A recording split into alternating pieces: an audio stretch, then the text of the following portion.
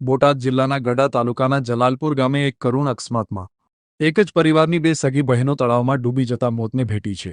મૃતક બહેનોમાં રિદ્ધિબેન પોપટભાઈ સોરિયા ઉંમર 7 વર્ષ અને ગોપીબેન પોપટભાઈ સોરિયા ઉંમર 5 વર્ષનો સમાવેશ થાય છે.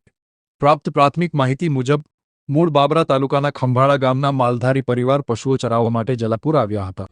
તે દરમિયાન બંને બહેનો રમતી રમતી પાણીના ખાડામાં પડી જતા ડૂબી ગઈ હોવાનું સામે આવ્યું છે. એક જ પરિવારની બે નાની દીકરીઓના એકસાથે અવસાનથી સમગ્ર પંથકમાં શોકની લાગણી પ્રસરી ગઈ છે. ઘટનાની જાણ થતાં ઢસા 108 એમ્બ્યુલન્સની ટીમ તાત્કાલિક સ્થળે પહોંચી હતી અને બંને બાળકીઓને પોસ્ટમોર્ટમ માટે સામૂહિક આરોગ્ય કેન્દ્ર ઢસા ખાતે ખસેડવામાં આવી હતી. આ કરુણ ઘટનાએ પરિવારજનોને આઘાત આપ્યો છે અને ગામમાં શોકમય માહોલ સર્જાયો છે. શું નામ મારી તમારું? ખમુબેન. ખમુબેન, કેવું ગામ? ખંભાળું. હા, અને ક્યાં છો તમે?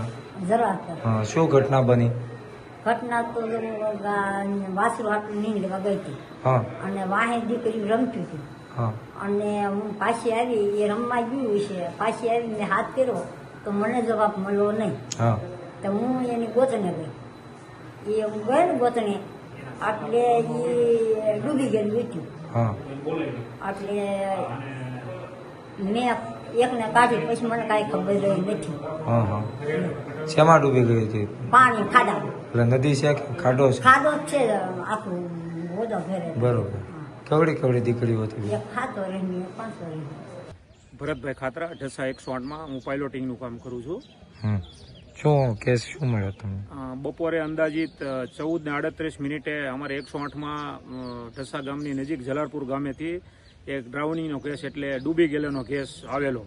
જે કેસ આવતા જ અમે તરત સ્થળ ઉપર હું અને મારી સાથી ડૉક્ટર હર્ષદ મુલાણી સાહેબ બંને ત્યાં જવા માટે નીકળી ગયા અને ત્યાં જઈને જોયું તો બંને દીકરીઓ એક 7 વર્ષ અને એક 5 વર્ષની દીકરીઓ ખાટલાની અંદર સુવરાવેલી હતી.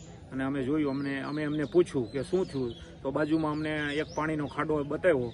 એની અંદર બંને દીકરીઓ રમવા જતા એમનો પગ લસરી ગયો અને તે ડૂબી ગયો અને અકસ્માતે તેમનું મૃત્યુ થયેલું છે.